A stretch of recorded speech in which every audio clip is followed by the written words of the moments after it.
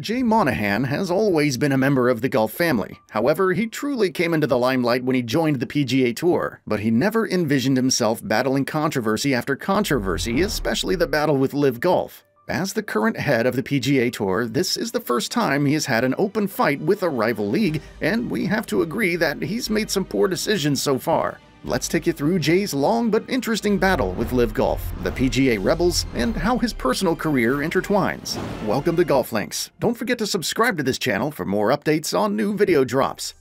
If there is one problem Jay Monahan didn't envision when he took over the reins as the top boss of the PGA Tour in 2017, it's probably the chaos the tour is currently engulfed in, battling with LIV GOLF. LIV, as of today, is backed and funded by the Saudi Arabian government, and since its first tournament on the 9th of June 2022, the new tour has been a thorn in the side to the already established PGA Tour, much to the anger of Jay Monahan. In an interview with Golf Channel before the President's Cup in North Carolina, the PGA Tour boss vehemently ruled out the chances of a peace pact between the PGA Tour and the LIV. In the interview, Jay Monahan was quoted to have said there won't be a prospect of, quote, peace in our time, end quote.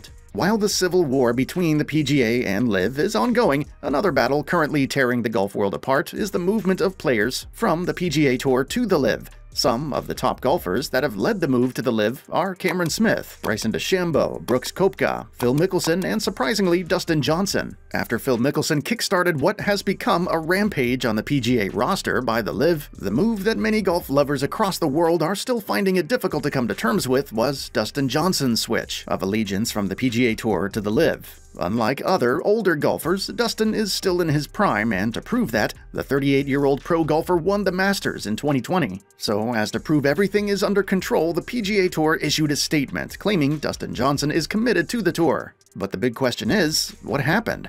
Why did the 2020 Masters winner leave the PGA Tour for the LIV? Well, the answer isn't far-fetched. The goodies that come with the LIV contract were enough reason for the American pro golfer to ditch the PGA Tour for the LIV. And it's not only Dustin. The same situation has been going around even among the upcoming golfers on the PGA Tour. Hundreds of millions of dollars can change the outcome of just about anyone's career path. So, to quell the situation and bring some form of control to the embattled tour, Jay Monahan and his team have been putting in place policies to scuttle further encroachment by LIV Golf into the affairs of the PGA Tour. Some of the policies include banning golfers from playing on the PGA Tour and revoking World Golf standing points. However, that did not stop aggrieved golfers who, with the support of the LIV, instituted a lawsuit against the PGA Tour. The aggrieved players, led by Phil Mickelson and 11 other players, were the first to fire an antitrust lawsuit against the PGA in August 2022 before the U.S. District Court in California. Parts of the claims put forward by the aggrieved golfers and the LIV against the PGA Tour was that the PGA Tour leadership headed by Jay Monahan had abused his monopolistic power with anti-competitive practices, and they want the court to lift the ban and fines placed on them by the PGA Tour. While the case was still before the U.S. court, Phil Mickelson and some of the aggrieved golfers withdrew from the suit, leaving Bryson DeChambeau, Matt Jones, Peter Uihlein, and the LIV as the remaining plaintiff.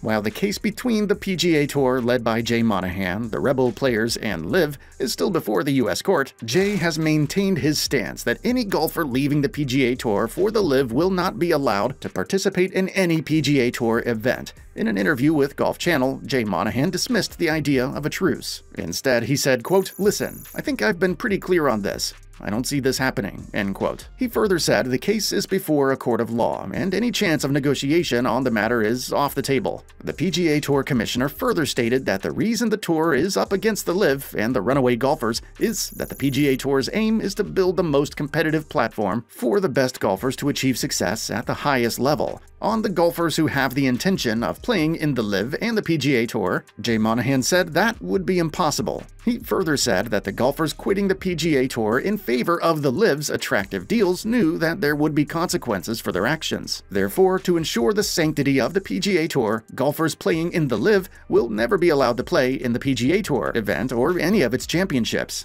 Jay Monahan also said the PGA has responded to the suit filed by the LIV and some of the players on the new LIV Tour roster. According to the PGA Tour boss, they have filed for a countersuit before the same court, with enough evidence to show that the Saudi-backed series has been intentionally using financial gains to induce players on the PGA Tour roster to breach the agreements of their contract to play in the LIV, while still maintaining their PGA Tour membership. Meanwhile, Jay has had a very interesting journey to the top spot of the PGA Tour. Jay Monahan joined the PGA Tour in 2008 as an executive director of the Players' Championship.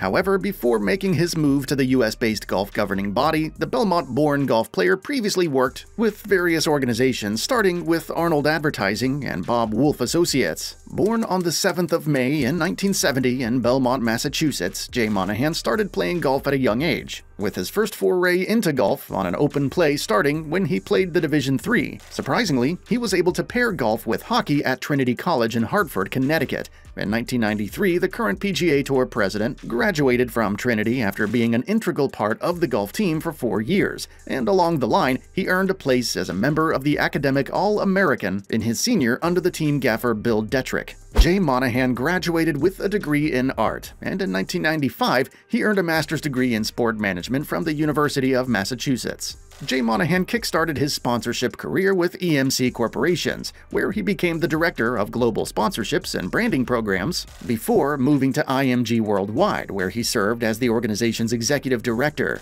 In his 3-year stint with IMG Worldwide, Jay Monahan was praised for the critical role he played in setting up the Dell Technologies Championship in Norton, Massachusetts, and for his management and leadership role as the pioneer director of the championship at the age of 32. In 2005, Jay Monahan moved to Fenway Sports Group, where he served as the organization's executive vice president. He also served as the leading sales director and business development team. And in addition to his role as FSG vice president, some of his tasks also included handling the Sporting Giants sales operation for Boston Red Sox, NASCAR's Roche Fenway, Major League Baseball Advanced Media, and Boston College athletics operations.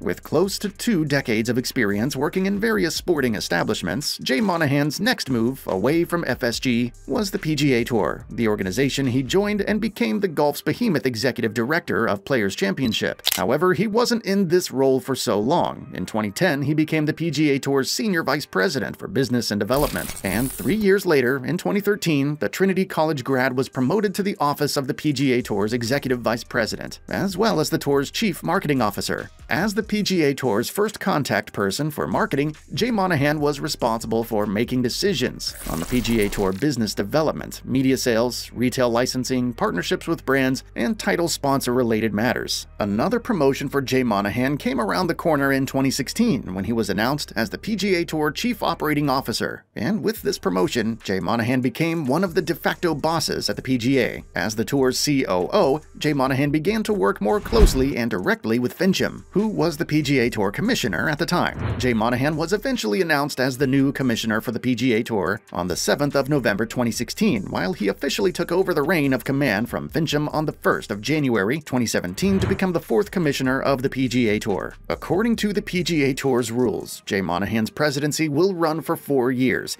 Can he unite the golfing world or continue to wage war on LIV Golf?